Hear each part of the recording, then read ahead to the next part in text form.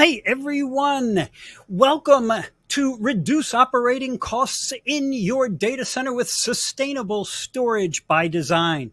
Today's webinar is sponsored by Pure Storage and produced by Actual Tech Media. I am Keith Ward with Actual Tech Media, and I am really excited to be your moderator for today's special event.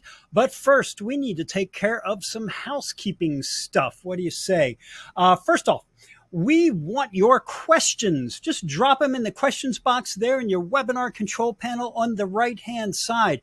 At the end of the presentation today, we're going to have a dedicated Q&A session to go over some of your best questions, so just keep them coming throughout. Now, that Q&A panel is also the place to let us know about any technical issues you might be experiencing.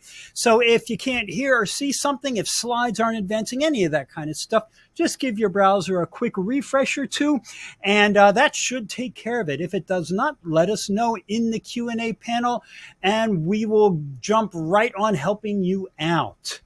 Second, you are going to find some great free resources in the handouts section, which is right there next to that questions tab. I'd especially like to call your attention to a link to getting started with Pure Storage. Check that out right now.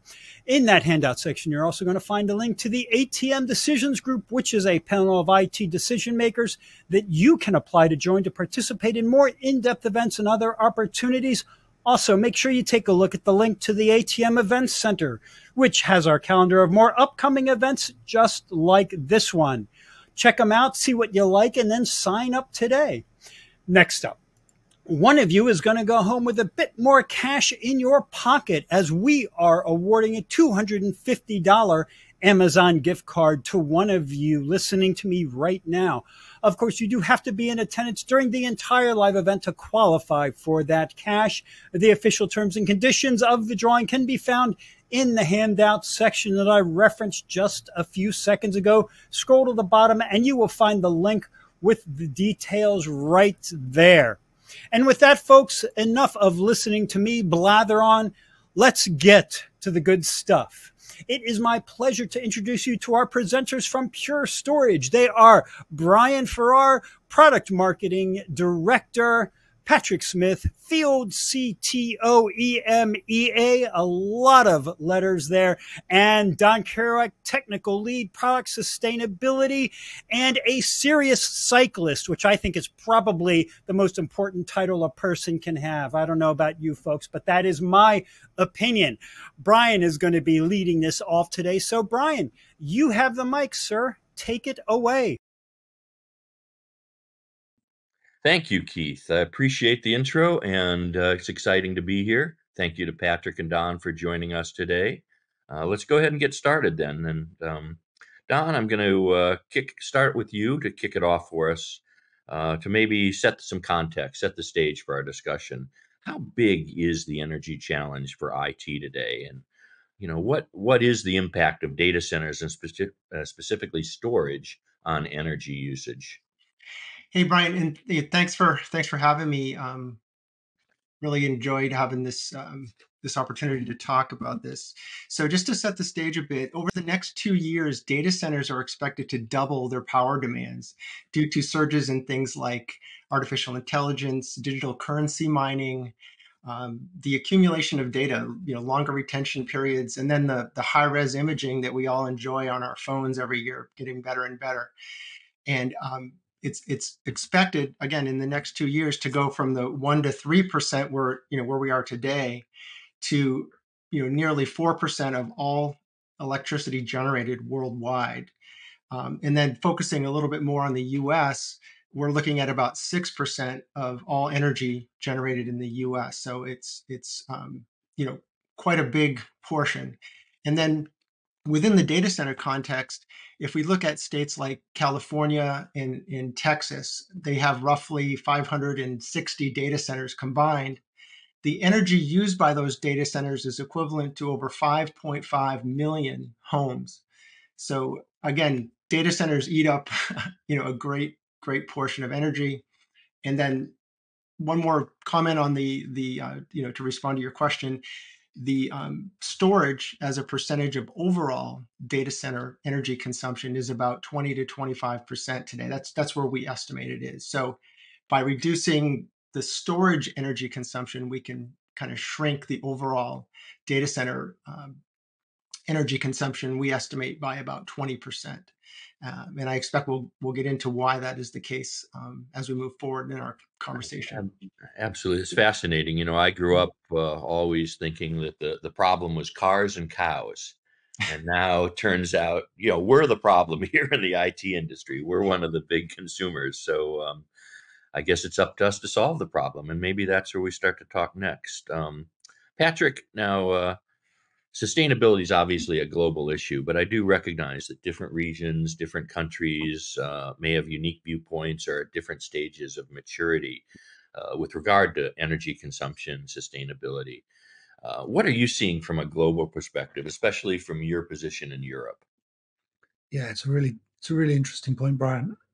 We've seen tremendous growth in data centers across Europe as a region, and there are some really notable data points. So the country of Ireland um, has, for years, been encouraging data center providers to build facilities in Ireland, providing tax credits and incentives to build in Ireland, until they recently found that data centers were consuming a huge portion of the energy in Ireland. So recently, they found that data centers were consuming as much as 20% of all of the energy consumption in Ireland, which is just a massive number, and actually caused the Irish government to actually put a temporary moratorium on building new data centers. Now, they've relaxed that, and there are many more data centers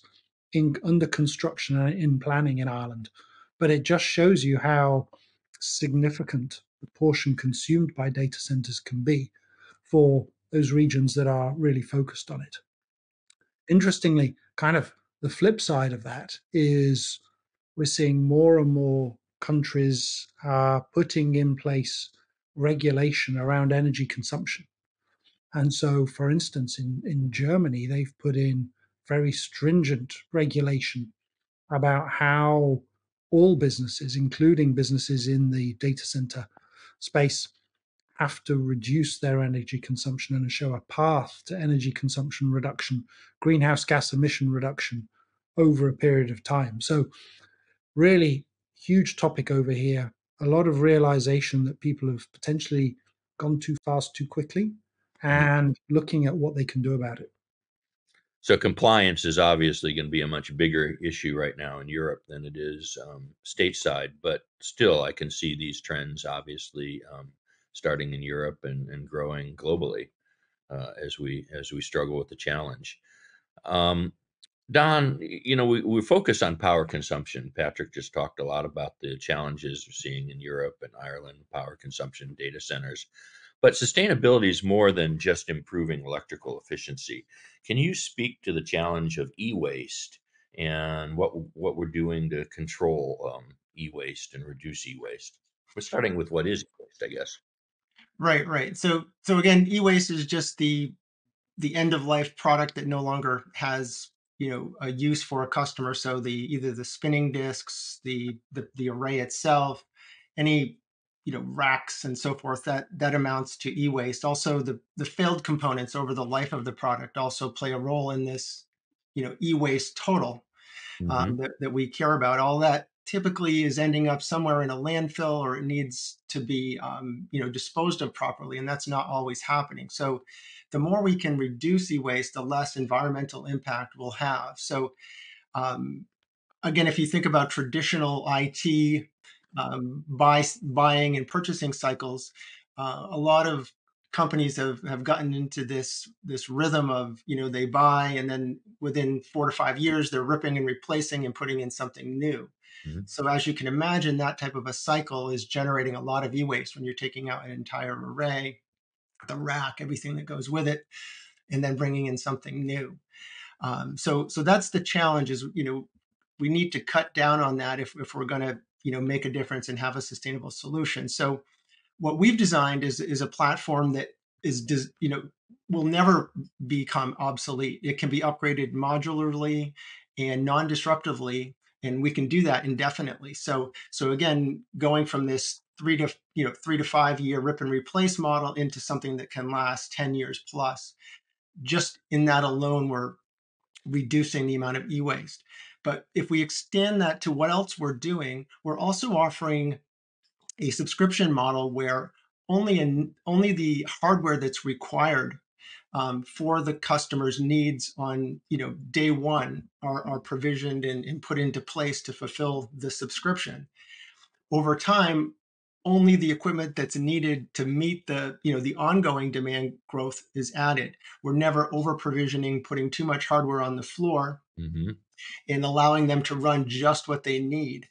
The nice thing about that subscription model is when the subscription ends and the equipment comes back to Pure, we can then reuse that product, increasing circularity, and basically turn something that would have potentially gone to the side of the data center to just sit there, or maybe into a landfill. We can bring that in and use it to fulfill other subscriptions that we have with different customers. So we're ensuring that even when a specific customer subscription ends, we're still reusing that hardware, not having to manufacture new stuff.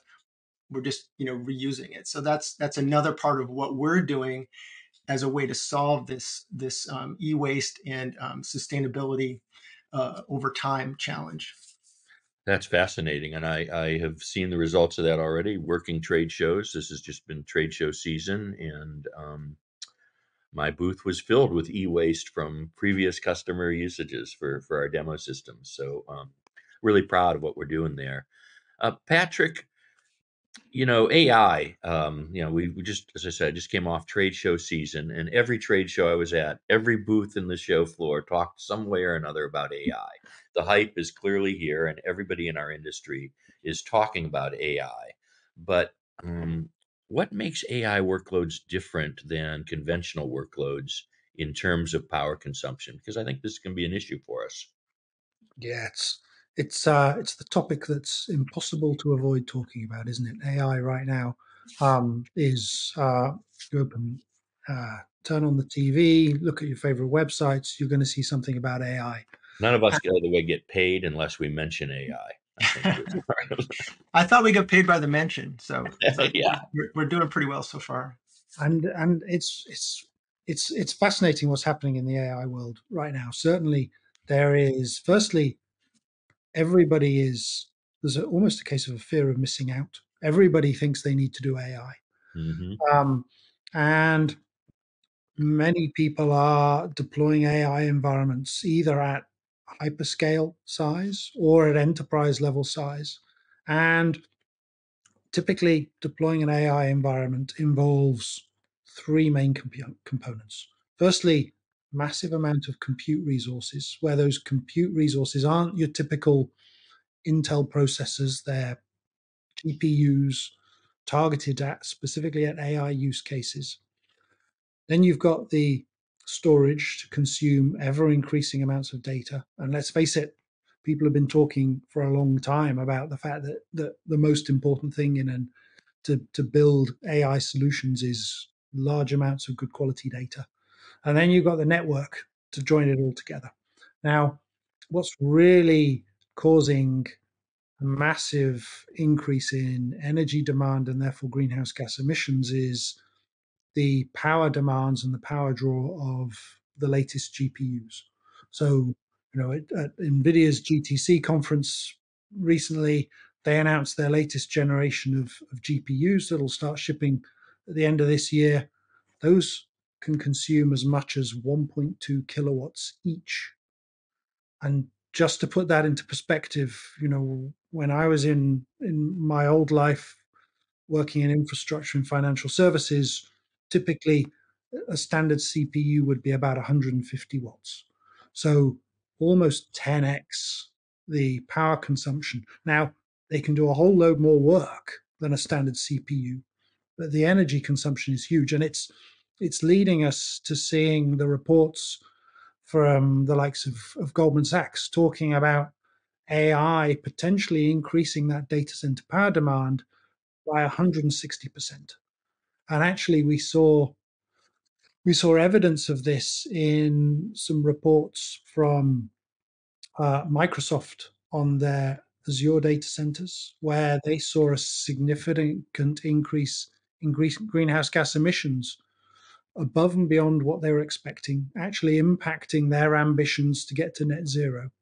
And the cause was put firmly at the door of building out massive amounts of AI capacity.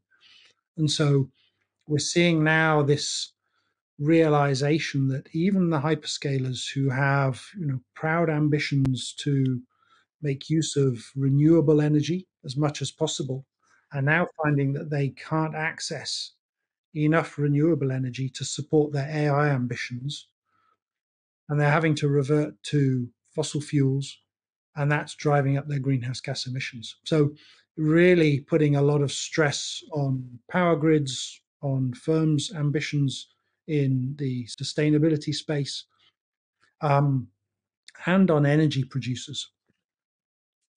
Yeah, it's amazing how much energy AI systems use, and I'm hearing stories from some of our customers that we've recently worked with saying that before I implemented Pure, I was running out of available kilowatts in my data center, and so it sounds like available kilowatts is becoming a sort of a threshold that you need to have before you can even think about deploying a modern AI system. It's becoming interesting, For Yeah. for a long time, organizations were looking at data center space as being a constraining factor. Now you could have what looks like almost an empty data center, but because of the AI infrastructure in that data center, it's maxed out the available power and cooling. And that's only going to increase as we go forward. Fascinating. So this is some great context here on what's happening in the industry in terms of power consumption and where data centers are going. Let's shift gears just a little bit and talk specifically about Pure's approach to sustainability, what we're doing to help customers respond to some of the challenges that Patrick and Don that you guys have just talked about. So, Don, let me throw this to you. How does Pure incorporate sustainability into our core products and operations, and what are the benefits of some of our sustainability practices? So we've kind of from the beginning of the company, since the founding, realized that in order to have a product that's going to be able to compete against the at the time spinning and the the market we were going against, we needed to make sure that we were getting the absolute most out of our products. So getting storing as much information in as little space, or what we refer to as density, has always been Mhm. a focus. And by focusing on density, we've basically built products that are designed to use as little energy, as little space, and are as reliable as possible. So again, because we're using a technology that we've designed, that we control, co-engineered, what we call direct flash technology, that enables us to have a great deal of control over how our products are, functioning on as far as where data is being written, how it's being managed, how much energy is being used by the individual components. All of that has kind of led us down this path of having an extremely sustainable product. But what we've learned, however, is there's more to sustainability than just having a highly efficient product. It also starts to involve things like your supply chain. Where are you getting your products from? So today we're engaging with our upstream suppliers, with the manufacturers, ensuring that they're aligned with Pure as far as their goals around reducing emissions, around giving us products that are responsibly sourced, and creating kind of an end-to-end operation in terms of manufacturing that leads to a very sustainable outcome. And that's obviously an ongoing process. That's, I guess, happening throughout the industry. The supply chains are kind of being pressed to become more efficient, more sustainable, and more environmentally friendly.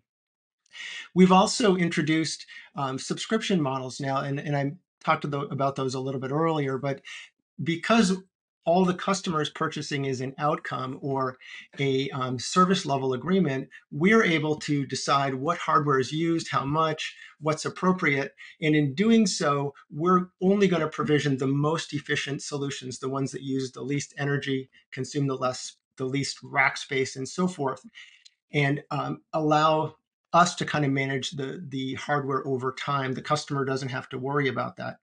So again, if you think about from a purchasing perspective, there's less acquisition cost for the customer, less space, and no real headaches as far as when to upgrade, add, and so forth. So that's sort of an option for customers, is really enabling them to put the most sustainable solution on the floor. Just speaking real quick about our technology, just to kind of quantify what we're talking about. At the highest end, where we're, with our kind of our traditional block storage solution, we're talking about 3 to 5 times more energy and space efficient than competing all flash solutions. So just think of that, about an 85% less energy being used, again, for the same performance and capacity as competing solutions.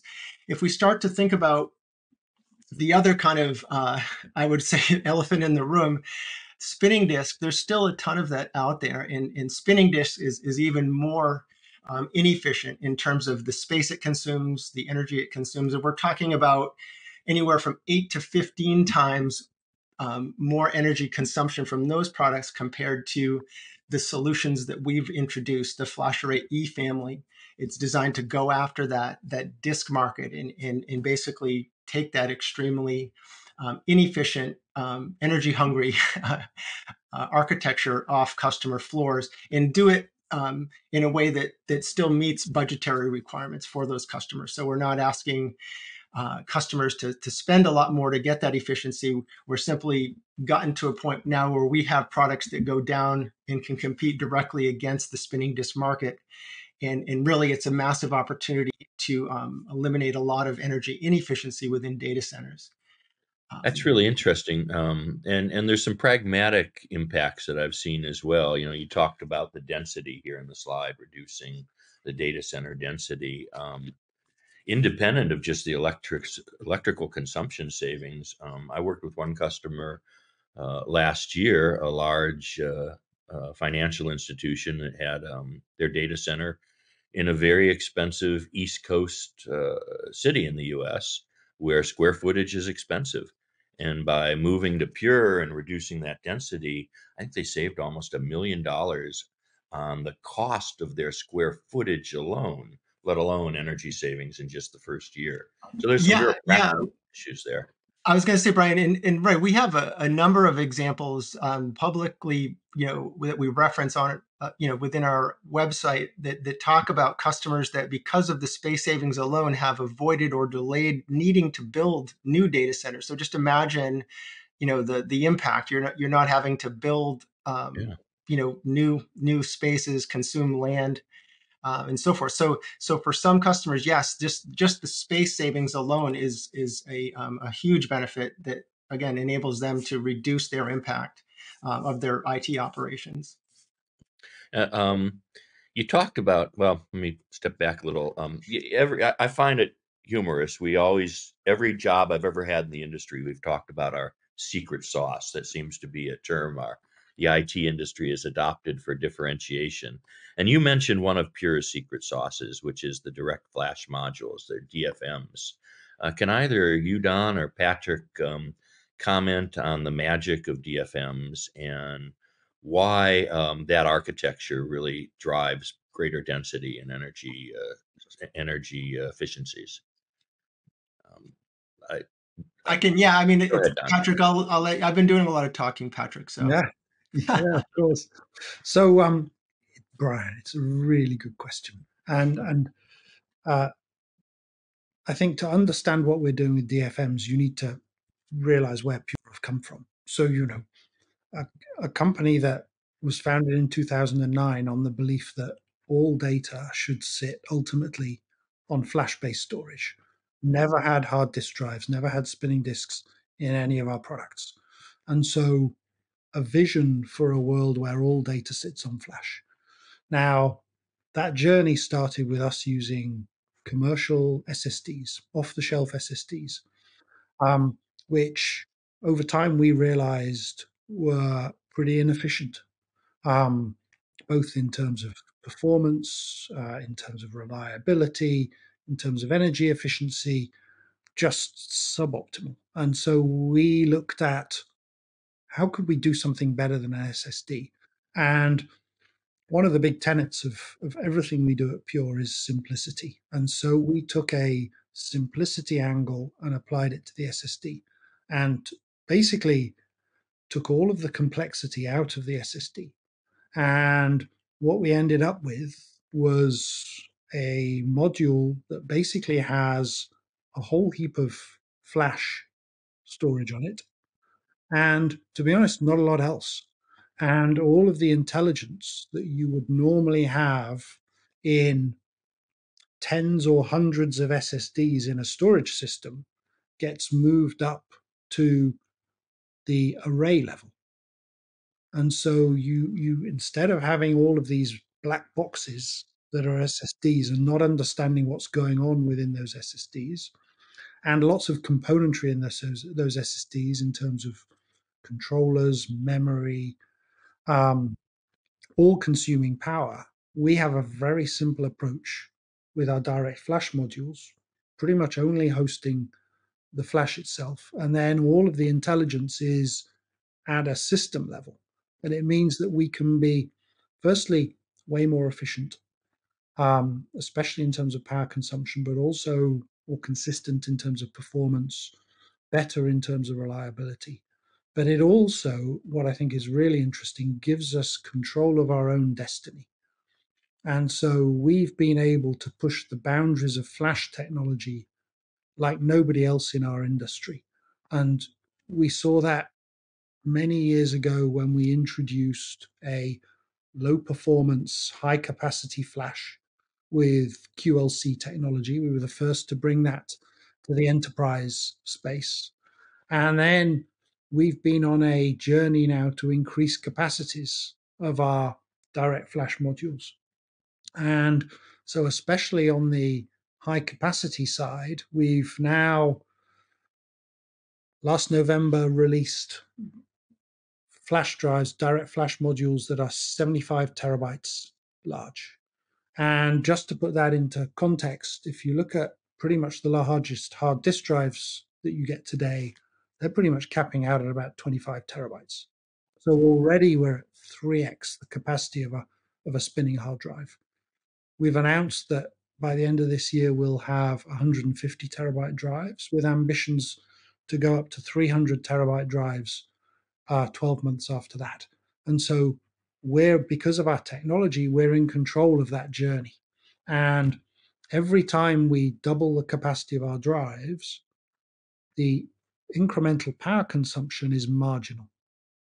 And so it dramatically changes the metric of watts per terabyte of capacity. And that directly translates into data center footprint, energy footprint, greenhouse gas emissions. So really a differentiating technology for you. And I'd add e-waste to that too, Patrick, right? The reliability, the fewer, if you think about it, right, just on a number of parts perspective, if you're able to replace, 8 hard drives, compared to the 150, 820 terabytes compared to 150, just that alone is a 1/8 reduction in potentially e-waste. And that's not even taking into account the fact that our DFMs last far longer than spinning or SSD. So again, it covers that entire sustainability spectrum, the e-waste, energy consumption, density, from a rack space. So it's really, again, just to echo what Patrick said, it's a really differentiating capability that we have. Yeah, so not only does this allow us to keep up with the growth in the global data sphere and this, zettabytes of data exploding, and there's no way conventional storage is going to keep up with that. You're saying DFMs allow us to keep up with that data growth and still do it with a great deal of energy efficiency. That really is a differentiation. Yeah, Pretty absolutely. cool. When we talk about sustainability, I'm starting to hear buzz in the industry about carbon footprint reports, and they seem to be getting some attention.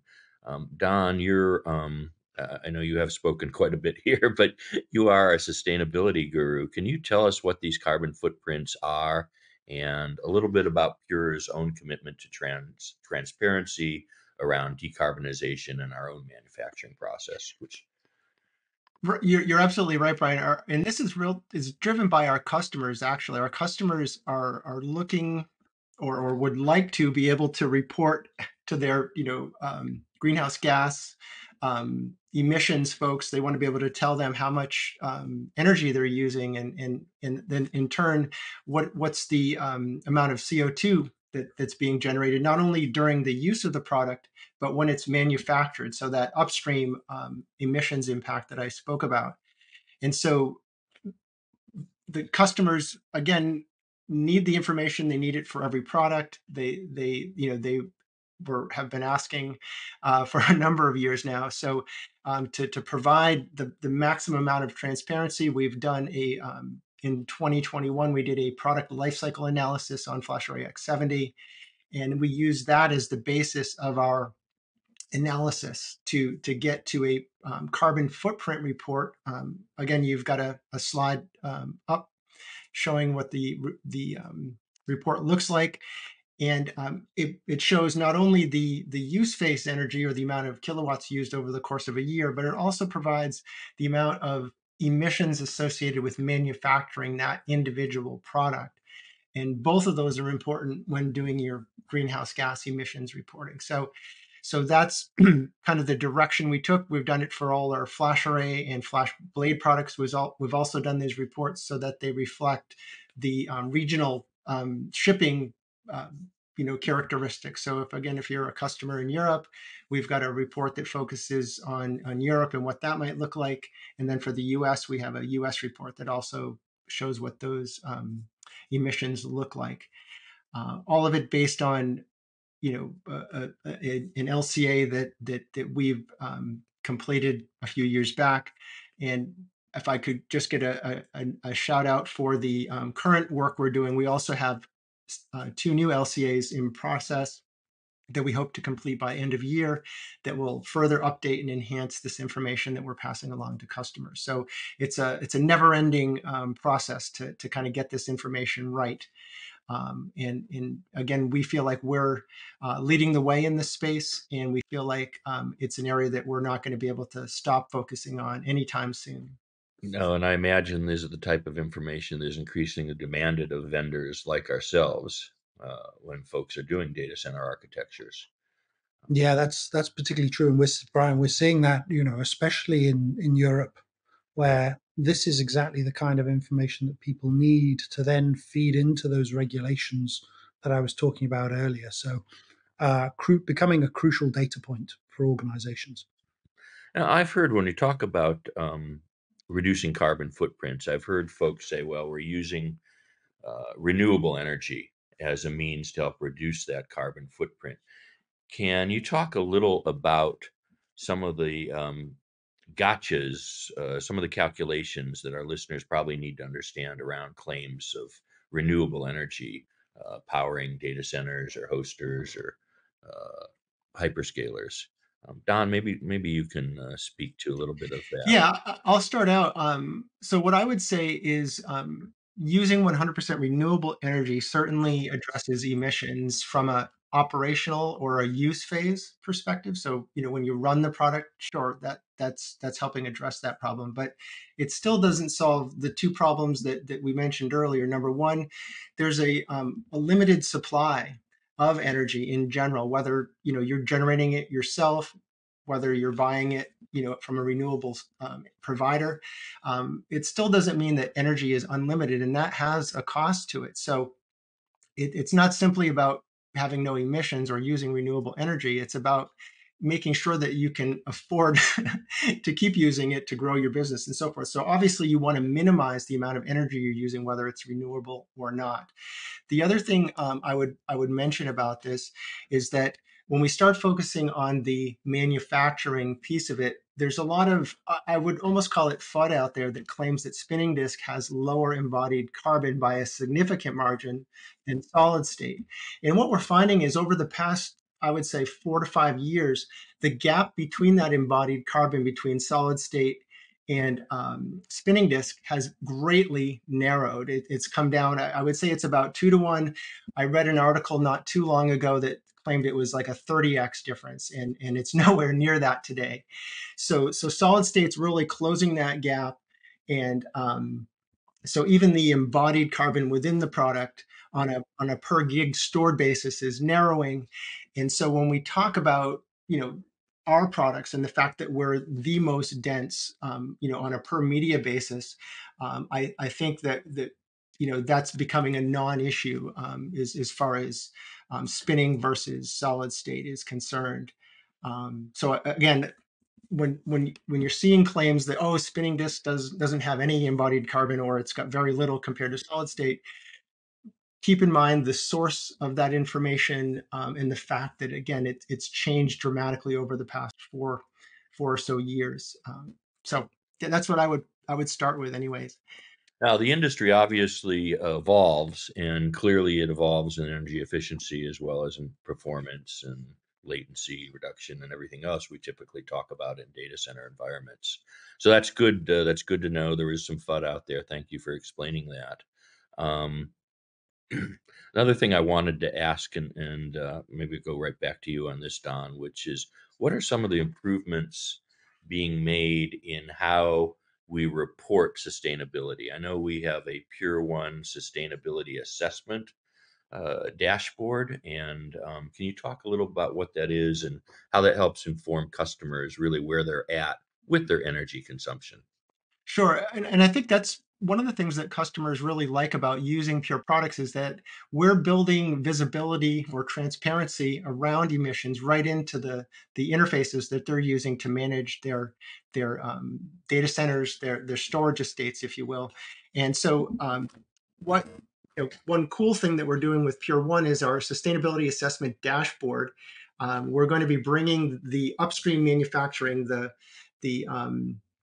non-use phase data into the picture for customers, so that now when they go to their Pure One dashboard, they're able to see total greenhouse gases, not just the amount that they use while they're running, or the amount of emissions that they create while they're running our products, but also in purchasing our products, what sort of impact did that have as far as emissions is concerned. And so, we give them a nice model that we've shown on the left-hand panel. We also show the equivalents. On the right, we're able to see the total emissions. The customer is able to toggle the renewable energy meter. One of the challenges, and I think we will eventually solve it, is we don't have a direct way to know the source of power the customer is using and if it's 100% renewable or not. So we still leave that up to the customer to determine. Obviously, we can look at geographic and country data, zip code data, and provide a rough estimate, but we're not comfortable doing that. We want customers to still have control over how much renewable energy they use or do not use. And so they're able to kind of build out their own data, based on their input, and not relying on something that we found or we were assuming about their energy source. So again, from a transparency perspective, we're trying to put this right in the customer's view every single day. They can check it, monitor it over time, and it fits nicely in the kind of the day-to-day administration of storage. But Patrick, I know in Europe there's a lot more compliance and reporting requirements than we're seeing here in the States right now. Is this the kind of data that could help customers deal with the compliance and reporting requirements that you're seeing? Yeah, it is, absolutely. So I think what we've seen with Pure is transparency on the amount of energy that our systems are consuming, because we view it as a differentiator. So we're very upfront about this is exactly the energy that's being consumed by our systems running in a customer's data center. And so that becomes an important part, combined with that aspect that Don was just talking about of the whole cradle to grave emissions associated with the products. Well, that's good. I appreciate the transparency. I think that also helps drive the high levels of customer satisfaction we see in Pure. This transparency that we typically display in all our business operations. Now, Patrick, you're our CTO in Europe, and consequently have a lot of direct interaction with our customers. I wanted to turn to you and see if we can go to some practical examples now. Talk a little bit about some of what our customers have seen, and I know one in particular that we've got a slide here on is Virgin Media. I want to know if you can talk a little bit about what they've achieved in terms of data center floor space and reduction in power use. Yeah, I think so. For those who aren't familiar with Virgin Media O2, they're a telecommunications company in the UK, and they've been on a really interesting journey with Pure. So earlier, Don was talking about the typical energy savings of Pure technologies versus our competitors' technologies, as much as 85%. Now, people might be looking at this slide and say, hold on, this says 96%. Is that a typo? And what's really amazing about Virgin Media O2 and we had people from Virgin Media O2 on stage at our user conference in London last year, is they looked at replacing the storage environment with Pure. And then having done that, they compared the energy consumption. And so that's where this 96% comes in. Compared to their legacy footprint, replacing it with Pure saved 96% of their energy consumption, which is just a huge number. And I think if we went out and said to people, we can reduce your energy bills by 96%, they simply wouldn't believe us. And so, having a customer actually speak about their real world experience on this is, I think, hugely powerful. You're just so right. I can only imagine as a marketing person at a conference saying, "Oh, 96% reduction." Nobody would believe me. Yeah, it's tough, right? And that's why, again, we're trying to remain conservative on our claims, just so people if they at least open their eyes and like, well, that sounds pretty good. Even if we only get half of that 85%, we'll be ahead of the game. So yeah, it's nice to see real world examples. We have, I think, several other providers, large global, finance companies and so forth that are making, finding out that they too, when they replace legacy, are seeing these massive space and power reduction things. Yeah, it's really an amazing results and very gratifying to see what we're able to help our customers with. And Patrick, you spoke earlier about AI, and I know that Pure Power is one of the world's largest, or if not the world's largest, commercial AI cluster. And I wonder, how did that customer deal with the limitations that they were seeing in their energy grid when they were making their decision to choose Pure Storage for their AI research, their supercluster deployment? Yeah, so and I think this is a really interesting one, and it demonstrates the challenges that large enterprises are facing. This was an organization who had a requirement for a certain amount of data to support their AI workloads. They required a certain level of performance, and they only had a certain power envelope for the facility that was going to host this environment. And this is, as you say, one of the largest in the world. And they found that the most efficient platform, the only storage platform that could meet those three criteria of capacity, performance, and energy efficiency, was the platform from Pure. And so, we're incredibly proud of that deployment and the fact that they chose Pure, because those are the criteria that so many enterprises are looking at. How much capacity can they get? How much data can they store? Can they feed their AI environments, their GPU environments quickly enough?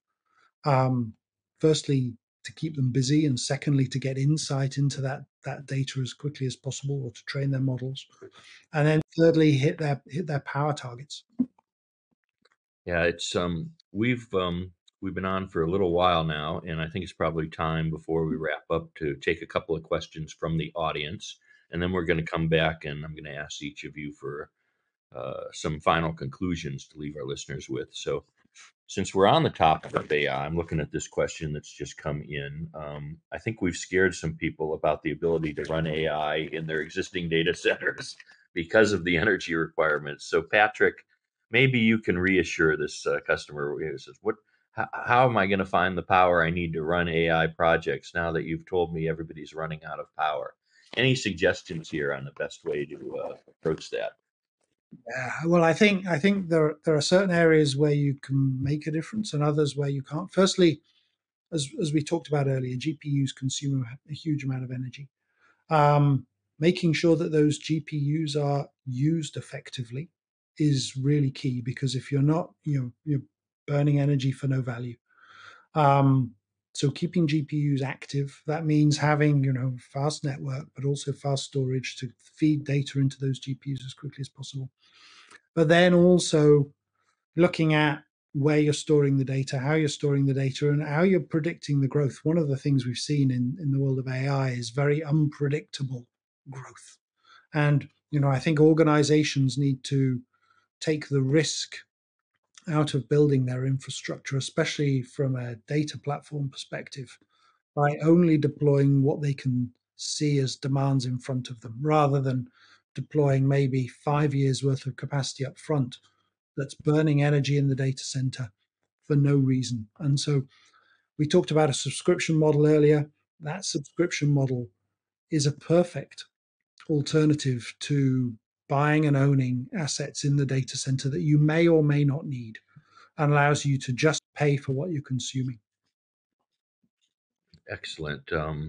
Thank you. Yeah, I think the subscription answers a lot of questions we're hearing out there. It does seem to be the way to go.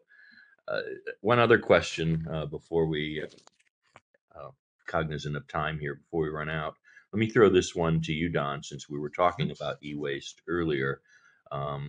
And I think you did touch on this. We mentioned subscriptions and reducing e-waste. When I have a pure evergreen subscription, what happens to my old kit when I get upgraded? Aren't you creating e-waste? Interesting. I think you touched on that. Maybe you Yeah, can. no, but it's worth going through again. So with the pure Evergreen One model, it is a true subscription. There's an SLA, but Pure retains the ownership of the underlying storage array, all the equipment and so forth. So in terms of what happens when the subscription ends, Pure just takes back their own equipment. They already own it, and then Pure redeploys it to meet other subscription obligations to different customers. So in doing so, we're creating this circular use of our product that doesn't even require recycling. There's what's better than recycling is just reusing existing products. We don't have to chop them up into pieces, melt them down, and then try to use them again. We're using the same product for what it was intended to do, just with a different customer. And in doing so, we're extending the life cycle of the product, delaying having to manufacture new equipment, and generating far less e-waste. So yeah, that Evergreen One subscription really, doesn't just fit perfectly with AI, as Patrick said, but it also fits perfectly with companies that have sustainability objectives and want to eliminate e-waste, using or provisioning too much hardware up front. It's a really great solution in the sustainability space. Yeah, at our Accelerate conference, I did have several folks come up to me and say, I have newer equipment in my data center than you have in your demo. And I said, absolutely. And I'm very proud of that fact. Mm-hmm. Mm-hmm. You're looking at e-waste right here. So wonderful. Well, I'm going to ask each of you then, we really are running out of time. So I'm going to ask each of you to give us concluding thoughts. And Patrick, let's start with you. Any final message you want to leave today? Yeah, I think what I'd say is, often when organizations are looking at having to go down a sustainability path, reduce emissions, reduce energy, they're looking at making compromises. And I think one of the key things to really reinforce about the Pure platform is it's sustainability with no compromise, full performance, full capability. Don, how about you? What would you like to leave our listeners with today? So I'm gonna take it in a slightly different direction. My recommendation or takeaway for customers is to not fall into the trap of looking at sustainability as kind of a one-dimensional solution. And by that I mean a lot of sustainability claims being made out there in the market space focus on IO per watt, which is actually a measure of server performance per watt, and it makes perfect sense in the server space. But if we're going to talk about storage arrays, there's actually another dimension, and it's one that's right in front of you. It's capacity, right? So you wouldn't buy a storage array without specifying some sort of capacity. And I would argue that you also wouldn't buy capacity without having some kind of performance requirement. Both of those things need to be considered when evaluating product efficiency and the suitability for your use case. Simply looking at a hero number and then dividing it by the watts a system generates is not going to give you any useful information about how efficient that product is, how much it's going to help you. You need to consider both performance and capacity. And I think when you look at those two dimensions of storage efficiency, you'll see that Pure has by far the most efficient storage products or storage platform, excuse me, on the market. Thank you both very much. This has really been interesting, and I work here and I learned a lot from you guys today. So thank you very much for sharing, and I hope our Thanks, Brian. listeners likewise learned a lot. I've got a couple of QR codes on the screen for folks right now who want to learn a little bit more about what Pure is doing around sustainability. The QR code on the left is a link directly to our sustainability website. And the QR code on the right is a quick reference fact sheet we have on our sustainability programs. It's probably a great place for listeners that want to learn more to start. So thank you both very much for your time and your information today. And with that, I think we're going to turn it back to our moderator, Keith.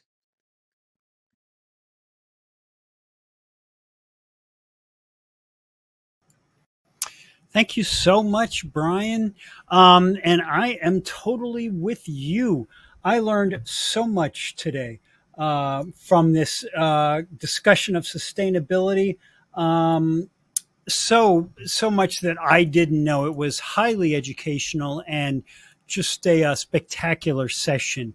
And I appreciate that time so much from our three speakers today.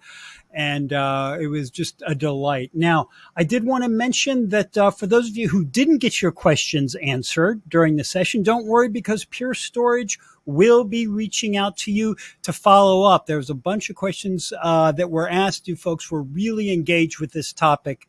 But if you didn't get your question asked, you will be hearing from them. So have no fear about that. And with that, folks, I have one more little thing to take care of before we wrap today, and that is the Amazon gift card prize drawing. As I mentioned at the top, it is $250 today, and we have a winner, and that winner is Justin Plakoy from Texas. I hope I pronounced that right, but it looks like Plakoy to me. Congratulations to you, Justin. We will be in touch to get you your card. And with that, folks, we're wrapped for this session. On behalf of the Actual Tech Media team, I want to thank Pure Storage for making this event possible. I want to thank you attendees for being here with us on a Friday. I hope you all are gearing up for a great weekend. I know that I am. Can't wait to see you in the next session. And that concludes today's event, folks. Have a great rest of your day.